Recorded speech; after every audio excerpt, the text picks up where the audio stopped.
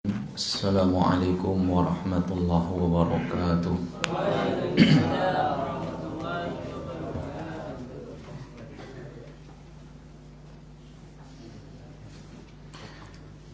Alhamdulillah wassalatu wassalamu ala rasulillah wa ala alihi wa sahbihi wa man walah, la hawla wa la quwata illa billah, amma ba'd. Hadirin hadirat Bapak Ibu sekalian yang dimuliakan Allah Subhanahu wa taala. Pada kesempatan pagi ini kita akan kembali melanjutkan pembahasan kitab Aqidatu Ahli Sunnati wal Jamaah yang ditulis oleh Syekh Al-Allamah Muhammad ibn Shalih Al-Utsaimin rahimahullah. Kita sampai di halaman yang ke-11 ya. Paragraf yang terakhir. Kita mulai paragraf yang terakhir pada pagi ini. Qala al-musannifu rahimahullah. Penulis berkata, semoga Allah mencurahkan rahmatnya kepada beliau. Wa nu'minu bima akhbara bihi anhu rasuluhu sallallahu alaihi wasallam annahu yanzilu kulla laylatin ila sama'id dunya hina yabqa thuluthul laylil akhiru حين يبقى ثلوث الليل الآخر فيقول من يدعوني فأستجيب له من يسألني فأعطيه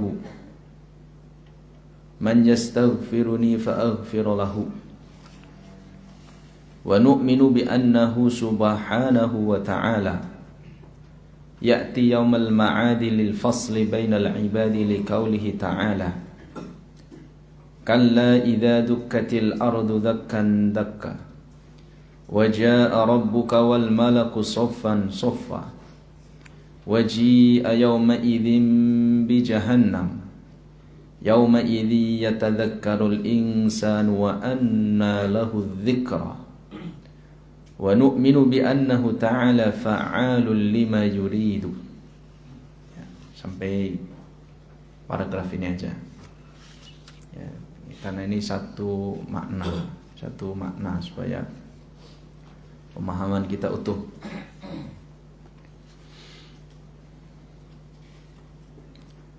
Paragraf yang pertama yang barusan kita baca, kita artikan, wa nu'minu, dan kita mengimani, kita meyakini dengan seyakin-yakinnya.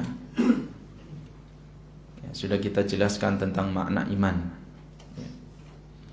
pada pembahasan awal tentang aqidatuna, apa itu iman, yang melazimkan berkonsekuensi kita harus menerima dan kita harus tunduk. Jadi tatkala kita beriman, maka kita menerima totalitas dan tunduk totalitas. Di antara yang wajib kita imani terhadap Allah Subhanahu wa ta'ala yaitu bima akhbara bihi anhu rasuluhu sallallahu alaihi wasallam, mengimani dengan apa yang sudah diinformasikan oleh Rasulullah sallallahu alaihi wasallam tentang Allah Subhanahu wa ta'ala. Jadi kita masih pada tahap pengetahuan, mengenal Rabb kita, Allah Subhanahu wa ta'ala, ma'rifatullah. Maka mengenal Allah, mengenal Rabb kita, itu harus dilandaskan di atas Al-Quran maupun hadis-hadis Nabi Sallallahu Alaihi Wasallam. Ini dua prinsip pokok. Tidak boleh kita mengenal Allah Subhanahu wa ta'ala dari selain keduanya. Maka di tahapan yang kedua ini,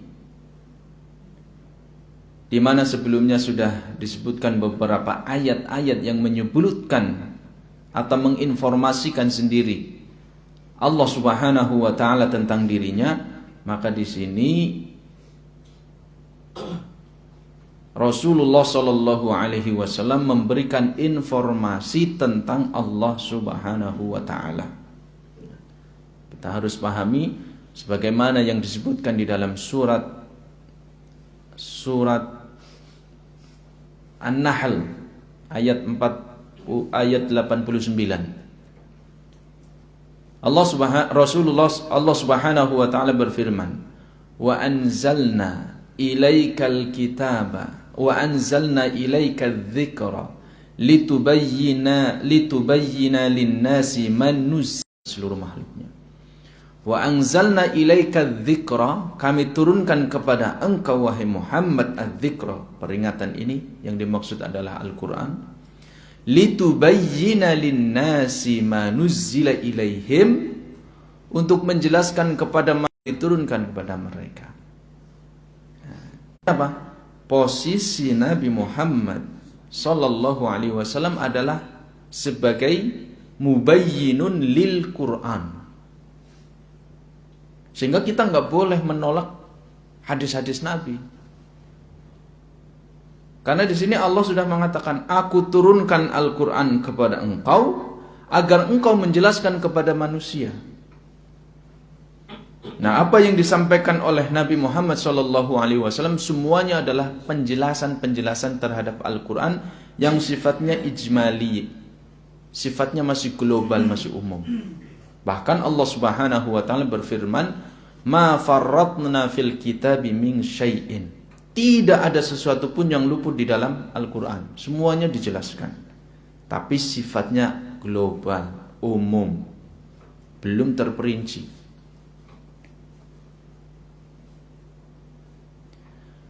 Wa nazzalna 'alaika al-kitaba tibyanan likulli syai'in. Ya, itu fungsi Al-Quran. Wa hudan wa rahmatan wa busyra lil muslimin. Aku turunkan Al-Quran itu tibyanan likulli syai', sebagai penjelas segala sesuatu. Mau sosial, politik, ekonomi, kemanusiaan, semua kalau ditanya apakah ada di dalam Al-Quran, ada. Tapi sifatnya global, umum. Sifatnya umum. Kemudian Al-Quran itu sebagai huda, sebagai petunjuk, warahmah, sebagai kasih sayang rahmat Allah atas makhluknya, wa busyra lil muslimin, kabar gembira bagi orang-orang yang istislam, menyerahkan diri sepenuhnya, totalitas kepada ahkam hukum-hukum Allah Subhanahu wa taala. Itu fungsi Al-Quran. Sehingga Al-Quran itu diturunkan oleh Allah, maka posisi Nabi Muhammad adalah mubayyinun, sebagai penjelas. Nah, kalam Nabi itulah yang disebut hadis. Maka hadis-hadis Nabi diantaranya itu menjelaskan tentang sifat-sifat Allah, menjelaskan tentang diri Allah Subhanahu wa ta'ala. Allah sudah jelaskan tentang dirinya, Allah informasikan tentang dirinya. Allah ini Al-Khaliq, pencipta. Allah yarzuqu may yasha, memberikan rezeki kepada siapa yang dikehendaki. Allah menciptakan langit dan bumi fi sittati ayyamin, dalam 6 masa, dan seterusnya. Ayat-ayat menyebutkan tentang sifat-sifat Allah, perbuatan Allah, ya. Sifat dzatiyah, sifat fi'liyah, sifat yang melekat terhadap diri Allah, dan sifat perbuatan, aktivitas. Allah jelaskan itu. Nah, Rasulullah SAW memberikan perincian. Ada hal-hal yang lain yang dijelaskan oleh Rasulullah tentang Allah Subhanahu wa taala. Di antaranya adalah annahu yanzilu kulla lailatin ila sama'id dunya. Allahul ladzi khalaqas sab'a samawatin. Allah lah yang menciptakan langit 7 lapis. Siapa yang tahu di antara kita, makhluk yang lemah, lapisan-lapisan langit. Kalau rumah, kita bisa membedakan, ini ruang tamu, ini ruang kamar, ini dapur, ini ruang tengah. Karena ada apa? Ada sekat. Tapi Allah menciptakan langit ini 7 lapis. Siapa yang tahu sekatnya? Belum ada yang tahu di antara kita. Pengetahuan kita terbatas. Tapi Allah, kita imani Allah menciptakan 7 langit itu. Nah, disebutkan di dalam hadis Nabi SAW, Nabi SAW menjelaskan annahu yanzilu kulla lailatin ila sama'i dunya. Allah itu turun setiap malam ke langit dunia. Dunia itu apa? Ad-dunu, sesuatu yang dekat. Jadi ini sebuah makna ad-dunu, dekat.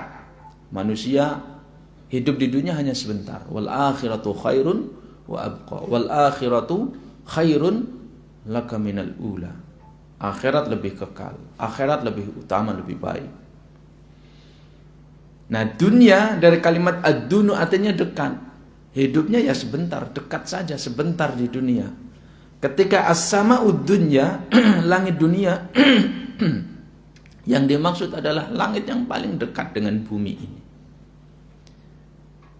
Allah turun ke langit dunia di setiap malam, hina yabqa thuluthul lailil akhiri, ketika malam itu tersisa sepertiganya yang terakhir. Dibagi menjadi 3. Malam itu dibagi menjadi 3. Malam dalam ilmu fikih dimulai dari sejak terbenamnya matahari. Kemudian diakhiri sejak terbitnya fajar. Bukan terbitnya matahari. Secara ilmu fikih.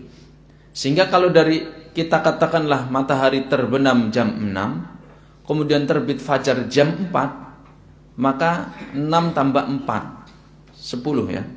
10. Maka bagi 3. 6 7 8 9. 10 11 12. 1 2 3. Maka sepertiga malam yang terakhir itu adalah setengah 1 sampai jam 4 itu. Itu Allah turun ke langit dunia, langit yang terdekat dengan bumi. Lalu kemudian setelah Allah turun, Allah Subhanahu wa taala berfirman sebagaimana yang disebutkan di dalam hadis muttafaqun alaih, man yad'uni, barang siapa yang dia berdoa kepadaku, berarti memohon kepada Allah, ya Rabbi, dia menyebut asma Allah, menyebut nama Allah, fa astajiba lahu. Doa apa saja, doa yang terkait dengan dirinya, doa yang terkait dengan keluarganya, dengan kaum muslimin secara umum, doa yang terkait untuk kebaikan dunia dia maupun akhiratnya, fa astajiba lahu, Allah akan mengijabahi, mengabulkan doanya. Mengabulkan doanya. Itu janji Allah. Kapan itu terjadi? Setiap malam dan di sepertiga malam yang terakhir. Bukan hanya malam Ramadan saja, bukan hanya malam-malam Dzulqa'dah saja, tapi malam, setiap hari, setiap malam. Ya, malam-malam dalam hari. Man yas'aluni fa'u'tiyahu, barang siapa yang dia meminta kepadaku, ya Allah, misalkan doa, Allahumma inni as'alukal jannata wa a'udzubika minan nar, aku memohon surgamu dan jauhkan kami dari api neraka. Atau memohon yang lainnya, idza sa'altallaha fas'alal firdaus, idza sa'altallaha fas'alil firdaus, jika engkau meminta kepada Allah, mintalah surga firdaus, jangan tanggung-tanggung. Man yas'aluni fa'utiyahu, dia meminta kepada Allah, minta kebaikan dunianya, minta kebaikan akhiratnya. Man yastaghfiruni, barang siapa yang dia memohon ampun kepadaku, fa'aghfirullahu, maka akan aku ampuni dosa-dosanya. Apa ghufran itu? Ghufran adalah at-taghtiyah wasatr, menutupi dosanya. Ya, seolah-olah dihapus, berarti tidak ada asarnya, tidak ada bekasnya.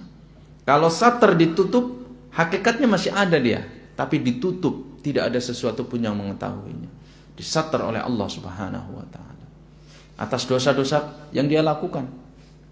Ini janji Allah Subhanahu wa taala tatkala Allah Subhanahu wa taala turun ke langit dunia di setiap sepertiga malam yang terakhir. Wa hadzal hadis ini rawa an 28 sahabiyan.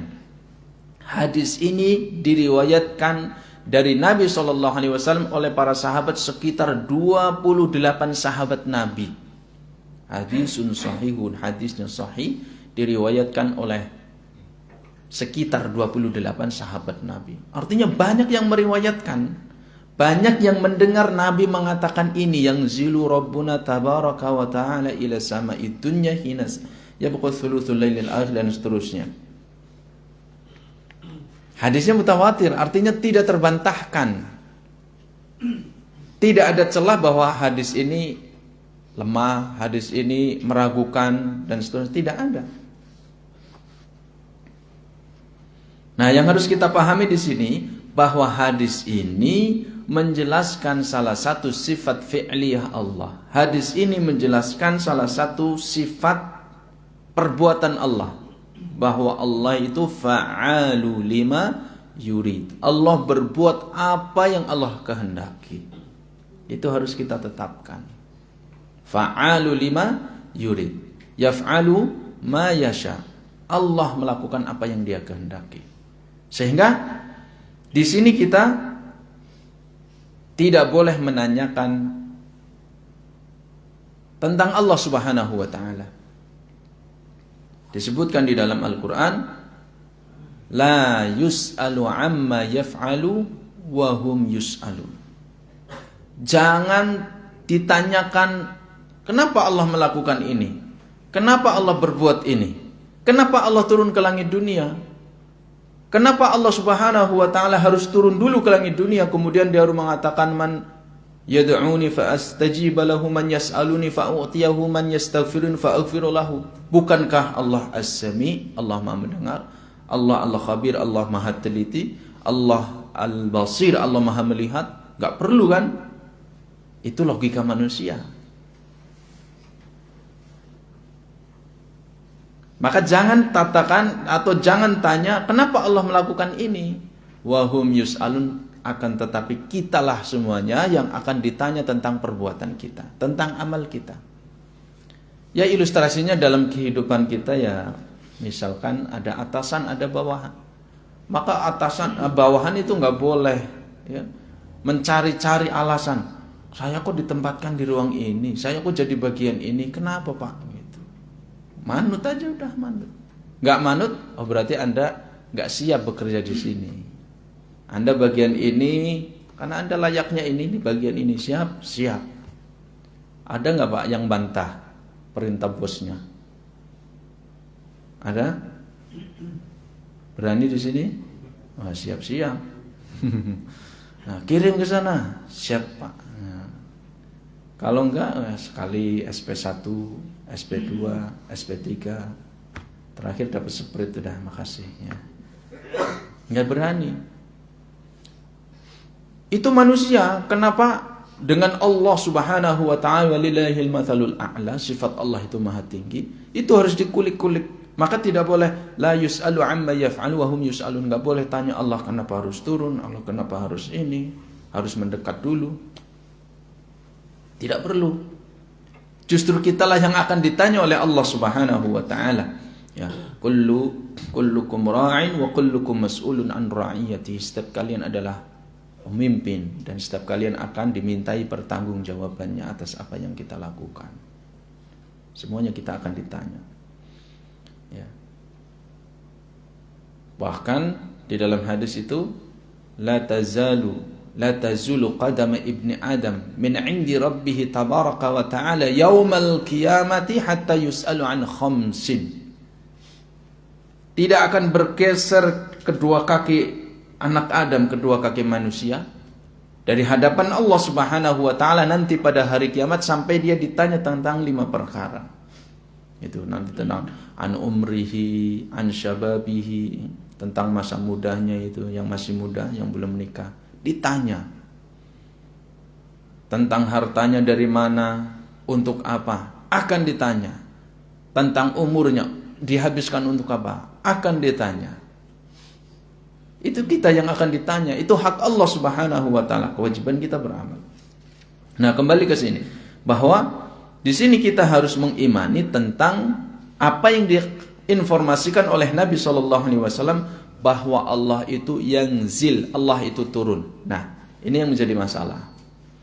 Kalau manusia menegakkan dirinya, memahamkan sesuatu di atas akal, lalu dia tidak menerima bahwa akal itu terbatas, sementara dia mengakui fisiknya terbatas, mata pandangannya terbatas, telinga pendengarannya terbatas, tubuh pun lama-lama dia terbatas, tidak mampu memikul beban, tidak mampu ya kuat terus, kulitnya kemudian halus terus, lama-lama ya tambah tua akan keriput, berkurang. Kenapa akal tidak diterima, tidak disadari bahwa akal itu terbatas? Maka jangan disandarkan kepada akal informasi tentang Allah Subhanahu wa taala. Sandarkan kepada dalil, kepada Al-Qur'an, hadis-hadis Nabi sallallahu alaihi wasallam. Nah,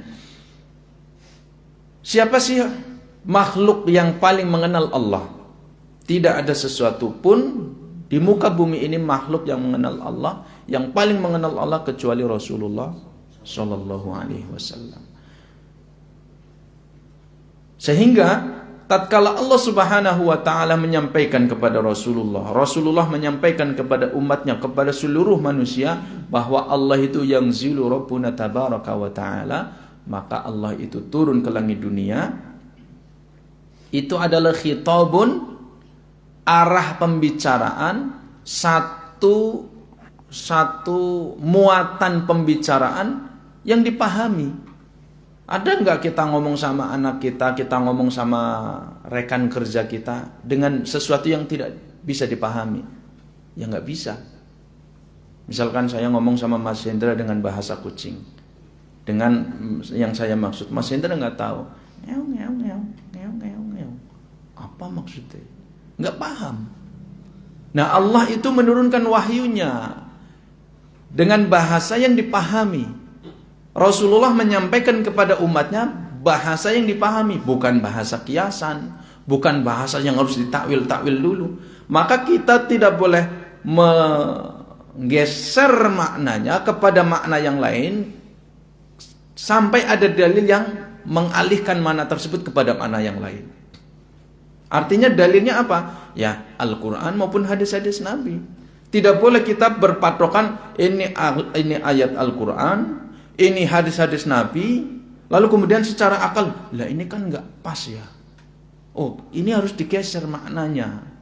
Kenapa kita menggeser makna yang disebutkan di dalam Al-Quran maupun hadis Nabi, yang hukum asalnya Allah berbicara kepada Rasulullah, yang hukum asalnya Rasulullah berbicara kepada manusia, itu adalah kalamun, satu muatan kata yang dipahami secara langsung. Kenapa harus digeser? Lalu patokan untuk menggeser itu akal kita, kan nggak pas. Padahal akal kita terbatas. Maksudnya apa? Maksudnya adalah gini.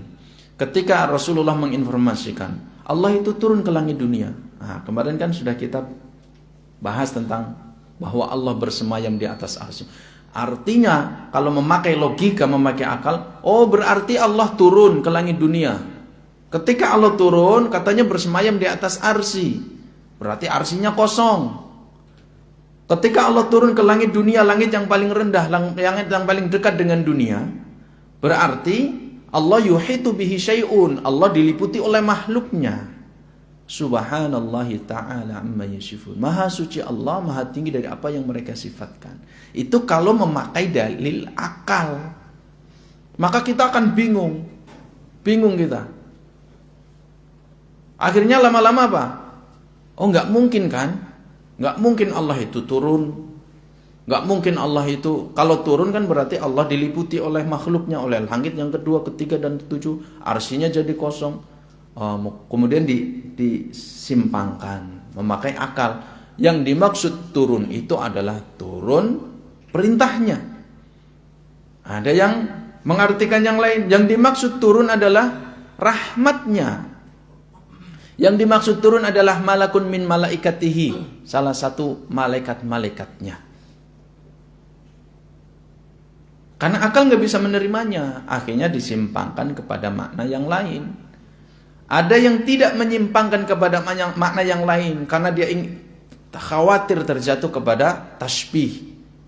Laisa kamitslihi syai'un wa huwas samiul basir. Takut terjatuh menyerupakan Allah dengan makhluknya, padahal Allah mengatakan Allah tidak ada sesuatu pun yang sama dengan Allah Subhanahu wa taala. Akhirnya apa? Ya dia menolak hadis. Nah, ini bahaya lagi. Menolak hadis Rasulullah sallallahu alaihi wasallam padahal hadisnya mutawatir. Kemudian akal juga mengarahkan dia. Allah nggak mungkin turun. Kalau turun berarti kan artinya Allah sama dengan makhluknya. Turun. Coba kita buka dalam Kamus Bahasa Indonesia, KBBI.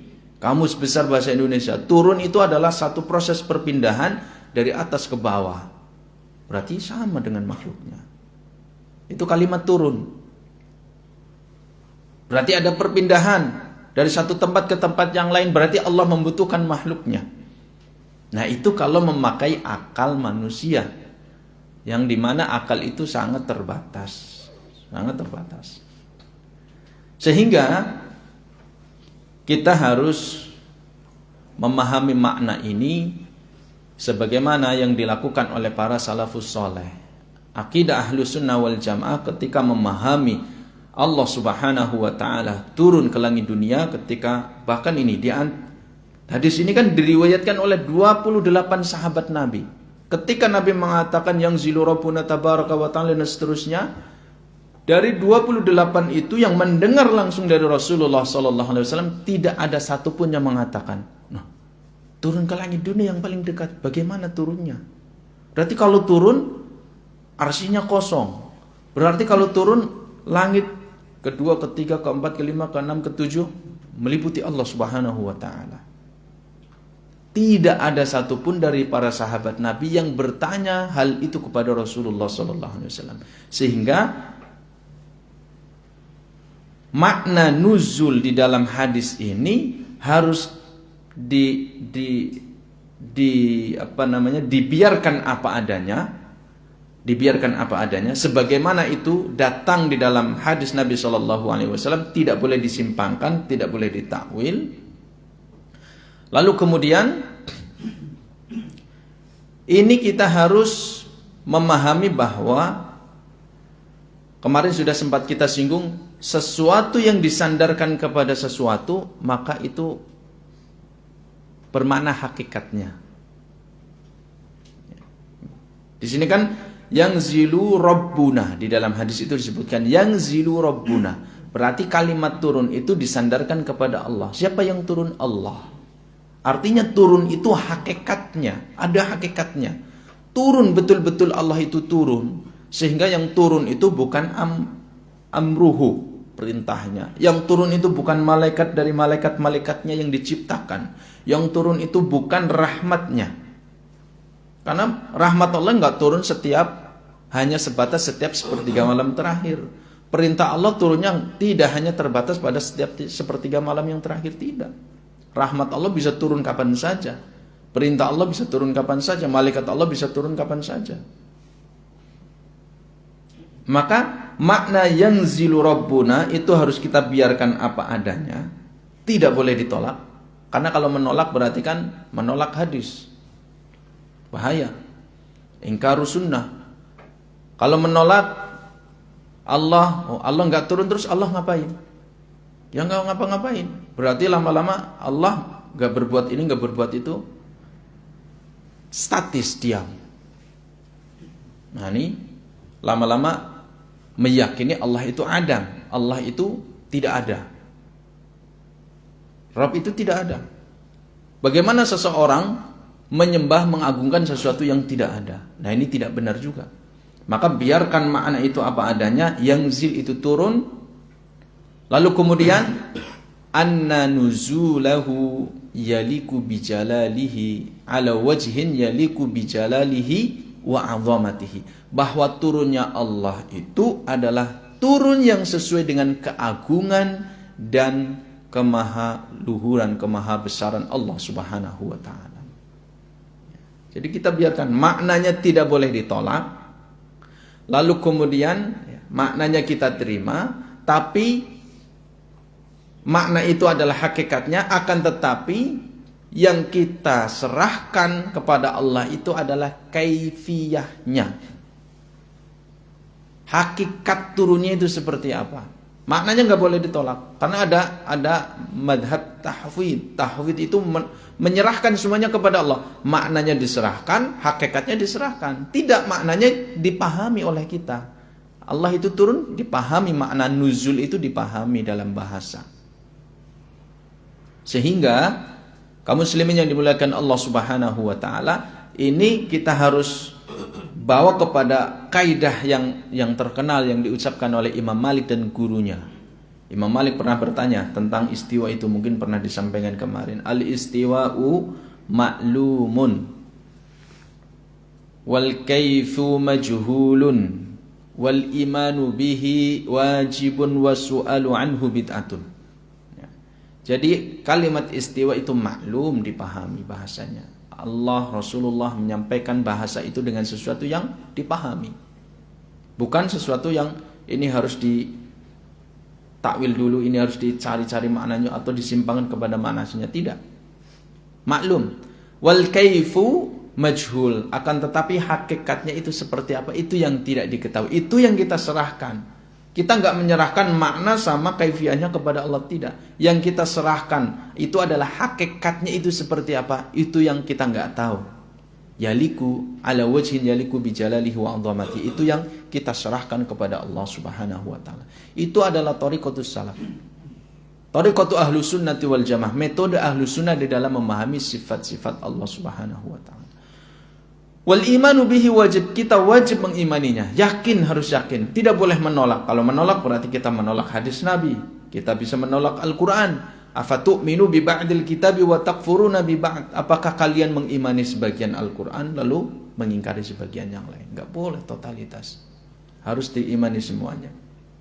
Wa su'alu anhu bid'atun.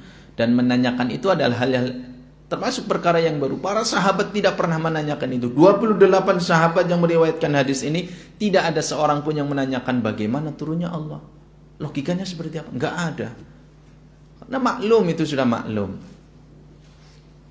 Bahkan gurunya Imam Malik yang bernama Rabi'atu ibnu Abi Abdurrahman, dia juga mengatakan hal yang sama.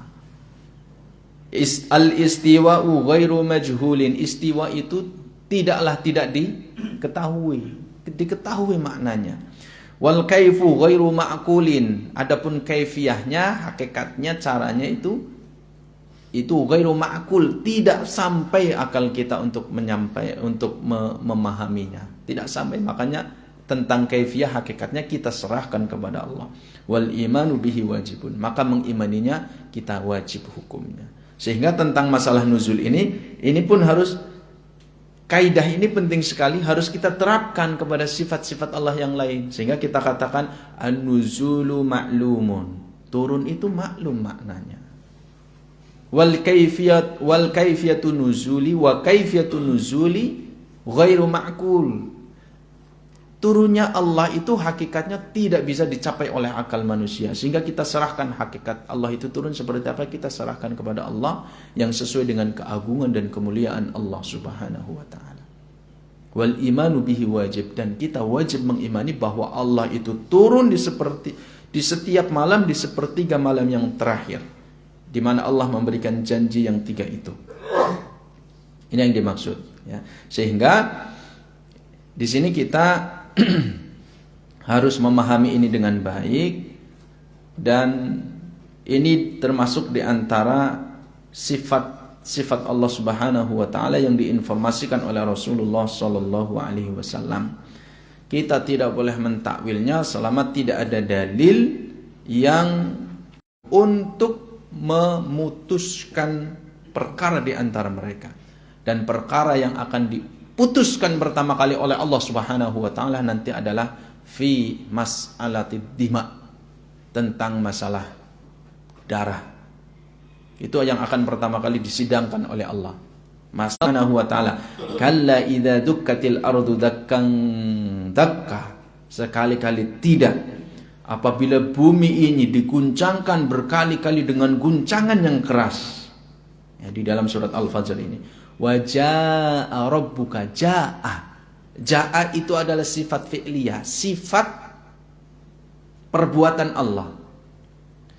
Dan Rabbmu, Rabb kalian, wal malaku dan para malaikatnya akan datang bersaf-saf.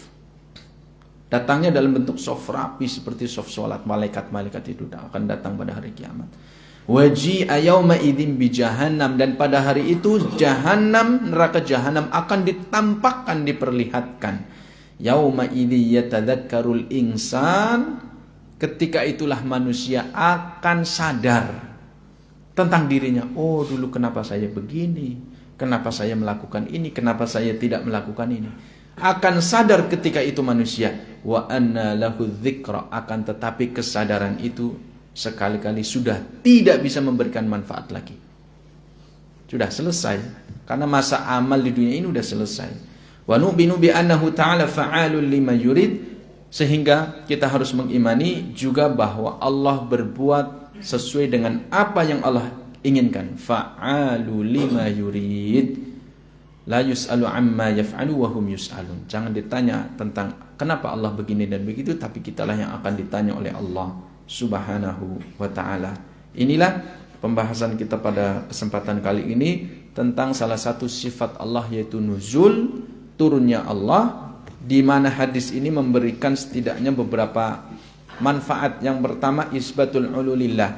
Ketika ada penyebutan nuzul berarti menunjukkan sifat Allah yang tinggi.